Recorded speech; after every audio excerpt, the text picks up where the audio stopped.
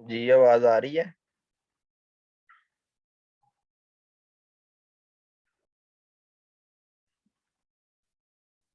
ठीक है।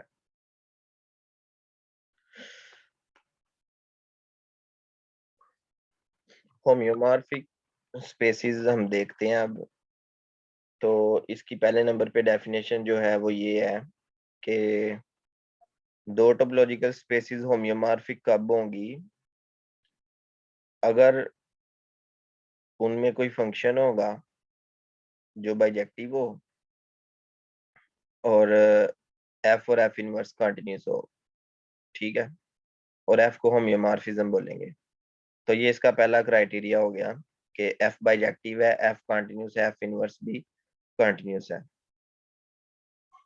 उसके बाद ये एग्जाम्पल 3.1 अगर देखा जाए तो इसमें जो है ना, हमें वो ये मल्टीपल चॉइस में भी आया हुआ है ये प्रीवियस पेपर्स में।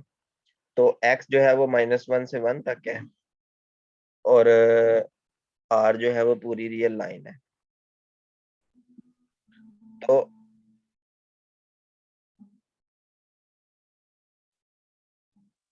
x जो है वो -1 से 1 तक है और r जो है ना वो y है। आपने एक फंक्शन ले लिया x से y तक, defined by f of x is equal to tan pi x/2, tan pi x/2। तो सबसे पहले नंबर पे आप ये देखें कि क्या ये फंक्शन बाइजेक्टिव है। बाइजेक्टिव इसको टेस्ट करते हैं। तो सबसे पहले नंबर पे ये देखते हैं कि क्या ये 1 to 1 है कि नहीं। तो 1 to 1 के लिए 1 to 1 का क्राइटेरिया क्या था?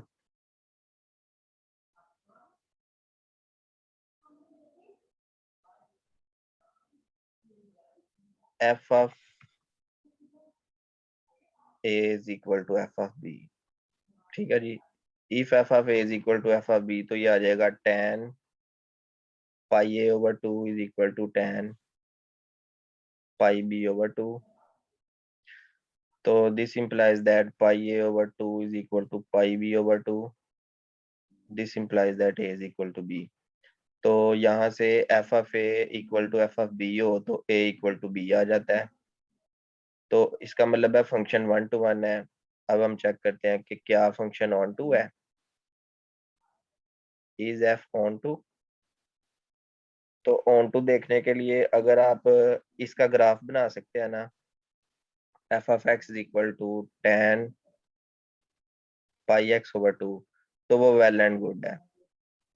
तो इसका अगर हम ग्राफ बनाने की कोशिश करें तो tan थीटा का ग्राफ तो सबको आता है ना, पाई पे जाके वो इनफाइनाइट हो जाता है। पाई पे जाके वो अनडिफाइंड हो जाता है ना। तो इसका आपने ग्राफ बनाने की कोशिश करनी है।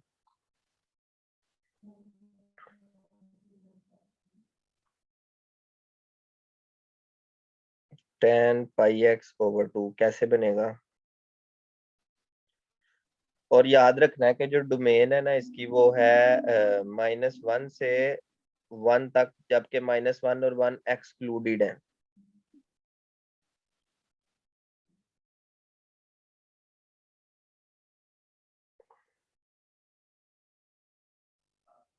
अब देखें जब इस जगह पे -1 फॉर एग्जांपल -1 आ जाता है तो ये -π/2 हो जाता है ना। तो ये फिर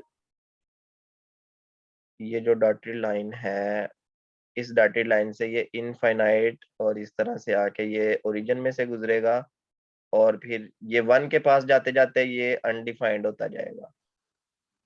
तो ये इसका जो है ना ये आपके पास आ गया ग्राफ आ गया। अब इस ग्राफ से हम अंदाजा लगाते हैं कि ये ऑन टू है या नहीं। तो ऑन टू का अंदाजा लगाने के लिए आप कर्व के किसी भी पॉइंट के ऊपर जो है ना इस तरह से इसको कर लें। ठीक है, पॉइंट लगा लें कर्व के ऊपर। तो कर्व के ऊपर पॉइंट लगाने का मतलब है कि वाई एक्सिस के लिए, ठीक है, इस कर्व पे वाई एक्सिस के लिए एक्स एक्सिस में एक पॉइंट मिलना चाहिए, कम से कम एक, ठीक है। मतलब के for all y belong to y there exist x belong to x such that f of x is equal to y। तो ये होती है ऑन टू की डेफिनेशन। तो इस y के लिए यहाँ पे हमें x मिल गया, इस y के लिए यहाँ पे x मिल गया, इस y के लिए हमें यहाँ पे x मिल गया। तो ये जो ये y है, इस y के लिए आपको x एक्सिस पर एक वैल्यू मिल गई, तो आपको हर बार कोई ना कोई वैल्यू मिलती जाएगी। तो ये ऑन टू भी होगा। सर सिंपल लफ्जों में इसका प्री इमेज होना चाहिए। हाँ जी, वेरी गुड, बिल्कुल सही बात है। सिंपल लफ्जों में इसका प्री इमेज होना चाहिए, तो आपने ठीक बोला है। अब हम आगे देखते हैं कि एफ जो है वो कंटिन्यूस है या नहीं।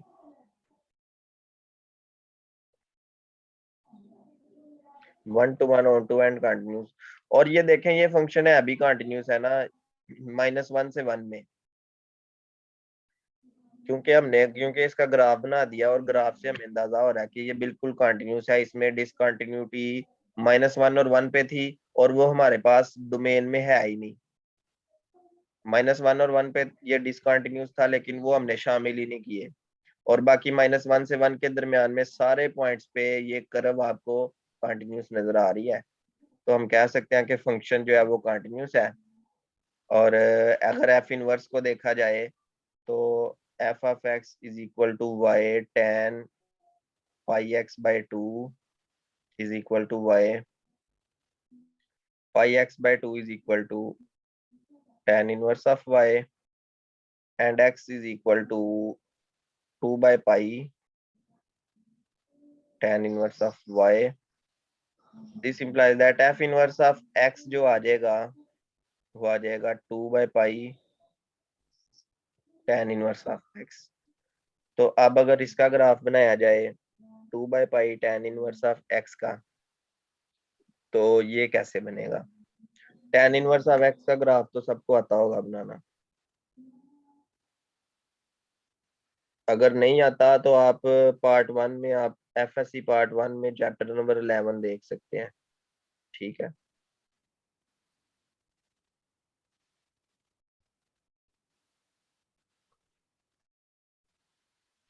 तो ये आपको जो है ना इसका ग्राफ कुछ इस तरह से मिल जाएगा कि यहाँ पे होगा 1 और यहाँ पे होगा -1, और अगर ये 1 है ये -1 है, तो 2 by pi tan inverse of x का जो ग्राफ होगा ना ये कुछ इस तरह से आ जाएगा,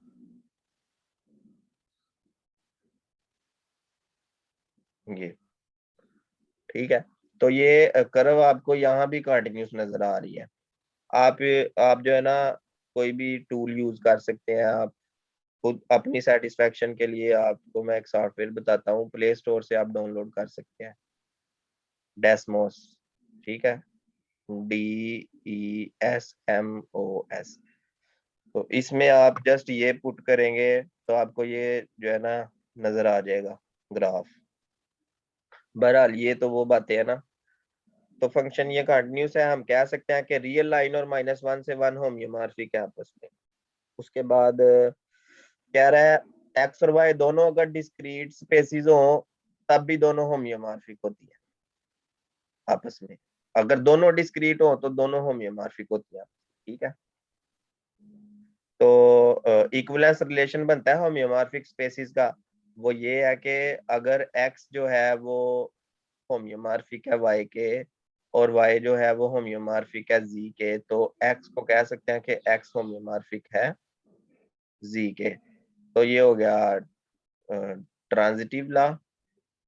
सिमेट्रिक जो है वो ये है कि अगर x होम्योमॉर्फिक हो y में, y के, तो y होम्योमॉर्फिक होगी x के दोबारा से। और एक स्पेस अपने होम्योमॉर्फिक हमेशा होती है। वो इस तरह से कि आपके पास एक फंक्शन है ना f, तो वो x से x तक ले जाएं, तो x की कोई भी टोपोलॉजी जो डोमेन में पड़ी होगी, अगर y इस जगह पे जो x है उस पे भी वही टोपोलॉजी हो, same topology with same topology, तो ये प्रूव हो जाता है रिफ्लेक्सिव। ठीक है, उसके बाद हम आगे चलते हैं। आप ये एग्जाम्पल पढ़ना, 4.1 को पढ़ना, 4.2 पढ़ने की जरूरत नहीं है। अब ये 4.3 में क्या कह रहा है, ये कनेक्टेड और डिसकनेक्टेड की बात कर रहा है। ये जो टॉपिक है ना कनेक्टेड और डिसकनेक्टेड, ये हम बाद में देखेंगे, अभी इसको छोड़ें आप।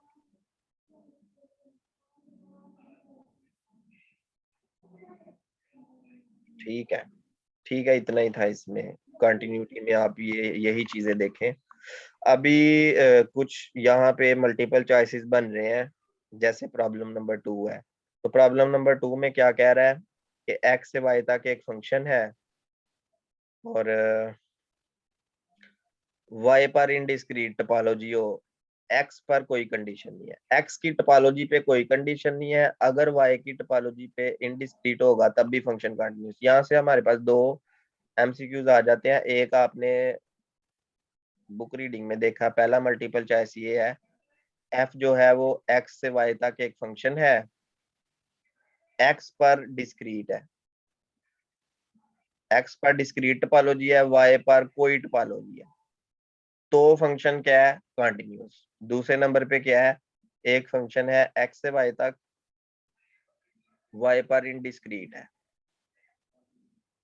और x पर कोई टोपोलॉजी है, तब भी फंक्शन कंटिन्यूस है। अब देखें ना, डोमेन मतलब डोमेन की टोपोलॉजी में ज्यादा एलिमेंट होने से, ठीक है, डोमेन की टोपोलॉजी में ज्यादा एलिमेंट होने से फंक्शन कंटिन्यूस हो जाता है, और रेंज की टोपोलॉजी में कम एलिमेंट होने से भी फंक्शन कंटिन्यूस हो जाता है।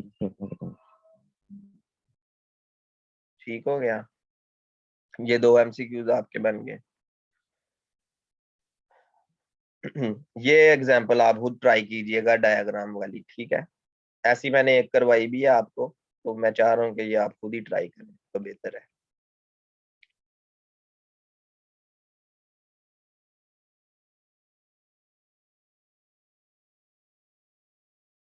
ये 4 भी आप एक बार देख लीजिएगा।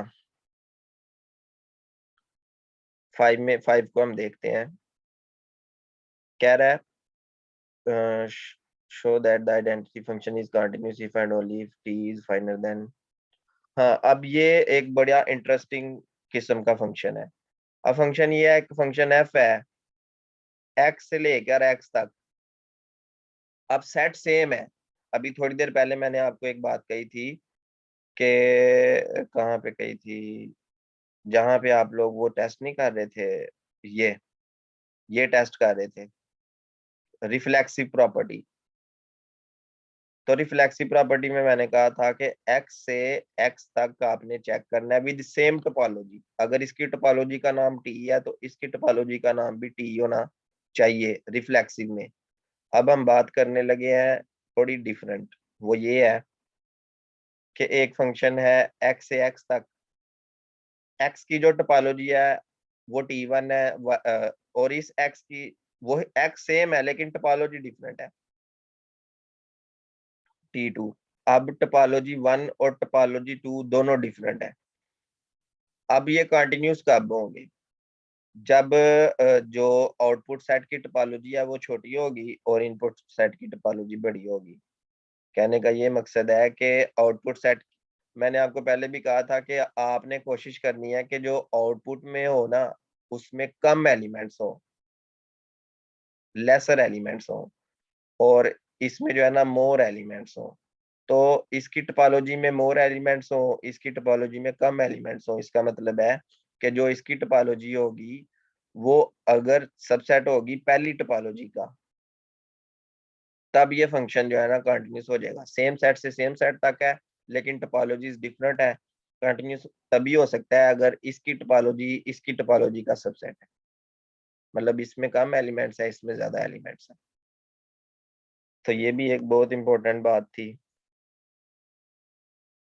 6 वाला तो आपने पहले वैसे ही प्रूव कर लिया है, वो वैसे ही इसको मल्टीपल चॉइस के तौर पे देखा था जब आप रीडिंग कर रहे थे। इसको आप खुद ही देखिएगा। ये कंपोजिशन कब कंटिन्यूस होता है? अब कंपोजिशन कब कंटिन्यूस होता है? एक्स से वाई तक कंटिन्यूस है, वाई से जी तक कंटिन्यूस है। Composition G composite with F करेंगे तो एक्स से जी तक भी कंटिन्यूस आ जाएगा, तो ये कंपोजिशन भी कंटिन्यूस होती है।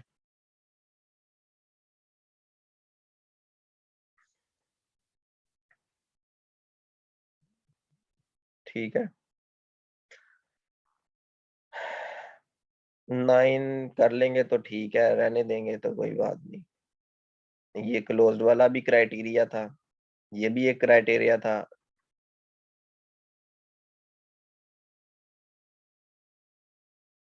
अच्छा, रिस्ट्रिक्शन को अगर देखा जाए, रिस्ट्रिक्शन क्या चीज है? रिस्ट्रिक्शन ये कह रहा है कि एक फंक्शन एफ है एक्स से लेकर वाई तक और ये कंटिन्यूस है। अब आपने क्या किया, आपको पता है ये कंटिन्यूस है, ये 5-6 क्राइटेरियाज इस पे फुलफिल हो चुके हैं। ठीक है, तो ए का आपने ले, एक्स का ले लिया एक सबसेट ए कोई सबसेट आपने ले लिया ना, तो अब देखें आपने जब ए एक्स का सबसेट लिया, लेट्स से कि एक्स जो है वो बड़ा सेट है, ए उससे छोटा सेट है, तो जाहिर है कि डोमेन कम हो गई है। एक नया फंक्शन जी बना लेते हैं ना, ए से वाई तक। तो आपने क्या किया, आपने डोमेन कम कर दी, मतलब एक्स का सबसेट लिया और एक नया फंक्शन बना दिया। तो जब आप डोमेन को कम करते हैं तो इसको कहते हैं रिस्ट्रिक्शन फंक्शन। ठीक है, जो बड़ा फंक्शन होता है वो एक्सट्रैक्शन फंक्शन होता है, एक्सट्रैक्शन। और जो छोटा फंक्शन होता है वो एक होता है रिस्ट्रिक्शन फंक्शन। रिस्ट्रिक्शन मतलब जब आप डोमेन को कम कर देते हैं, रिस्ट्रिक्ट कर देते हैं। तो अब वो प्रॉब्लम 12 में क्या कह रहा है, एक्स से वाई तक एक फंक्शन है, वो कंटिन्यूस है, ए ले लिया एक्स का सबसेट। तो जो आपने एक्स का कोई भी सबसेट लेके आप नया फंक्शन बनाएंगे ना, एफ ऑफ ए या जी भी लिख सकते हैं आप इसको, ये रिस्ट्रिक्शन फंक्शन भी कंटिन्यूस होगा। ठीक है, ये बात है। तो हम कह सकते हैं कि अगर फंक्शन कंटिन्यूस है तो उसका हर रिस्ट्रिक्शन फंक्शन भी कंटिन्यूस होता है। ठीक है, अब कंटिन्यूटी एट अ पॉइंट की बात कर रहे हैं। ये उसने, आप इस एग्जांपल को ट्राई कीजिएगा 14 को, इसको ट्राई कीजिएगा, ये आपको काफी हेल्प देगी कंटिन्यूटी एट अ पॉइंट को टेस्ट करने में।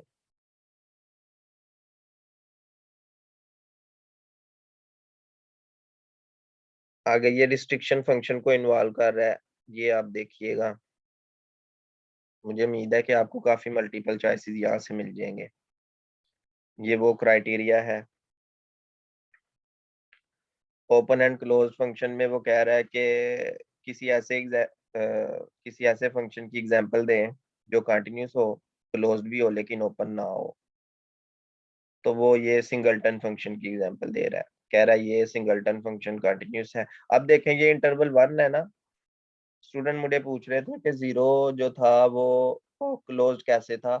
तो देखें जब आप एक सेट में एक सिंगलटन लिखते हैं तो उसको क्लोज इंटरवल ही कहते हैं, जैसे ये 0 0 ये क्लोज इंटरवल है। 1 है ना, तो ये फिर 1 1 कर सकते हैं क्लोज इंटरवल। तो ये एक क्लोज्ड फंक्शन है, सही हो गया, ओपन नहीं रहता ना वो। फिर वो कह रहा है कि एक ऐसा फंक्शन एक्स स्क्वायर कैसा फंक्शन है, एक्स स्क्वायर एक ऐसा ऐसा फंक्शन है जो ओपन नहीं है। ठीक है, ये दो मल्टीपल चॉइसेस हो गए। ये ना बड़े इंपॉर्टेंट है, आप इसको देखिएगा, इसको इसको area is not a topological property, ये याद रखना है। एरिया टोपोलॉजिकल प्रॉपर्टी नहीं होता, इसको पढ़ना आप लोग।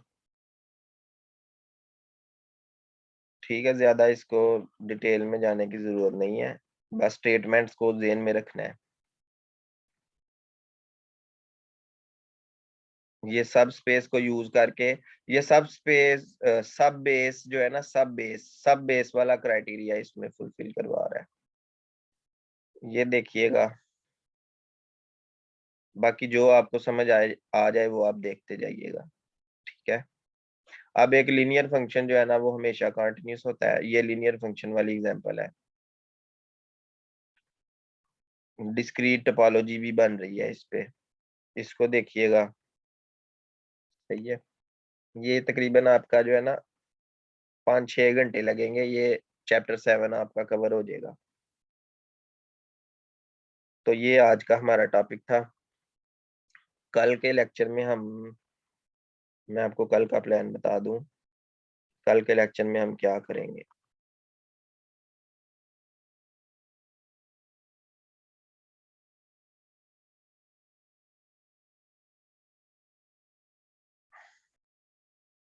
कल के लेक्चर में हम चैप्टर 9 चैप्टर 10 देखेंगे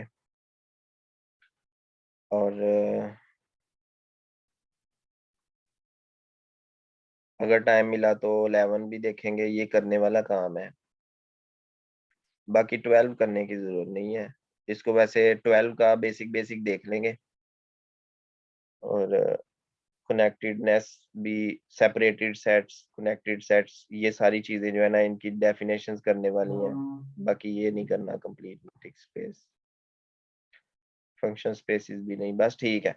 तो अभी हमारा जो रह गया ना टोपोलॉजी में से वो 9, 10, 11, 12, 13, तो 9, 10 जो है ये पूरा पूरा देखेंगे। इसमें से कुछ चीजें देखने वाली हैं, तो सर कई इसके दफा लेक्चर लगेंगे जी। सर कई दफा होता है मीट्रिक स्पेस में भी क्वेश्चन आ जाते हैं। मीट्रिक स्पेस, मीट्रिक जब फंक्शनल एनालिसिस में जाएंगे फिर मीट्रिक को पढ़ेंगे ना। ये मीट्रिक और नाम स्पेस हम जाएंगे फंक्शनल एनालिसिस वाले कोर्स में, फिर इसको देखेंगे।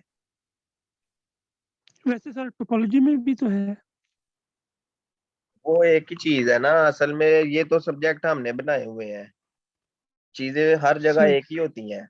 ये तो हमने कहा है कि ये टोपोलॉजी में आ गया या उसमें आ गया, होता है एक ही है। जी नहीं समझे? देखो ना, ये डेफिनेशन आप आगे फंक्शनल सर। एनालिसिस में भी यही है, कोई चेंज तो नहीं है। मीट्रिक की डेफिनेशन चेंज है उधर?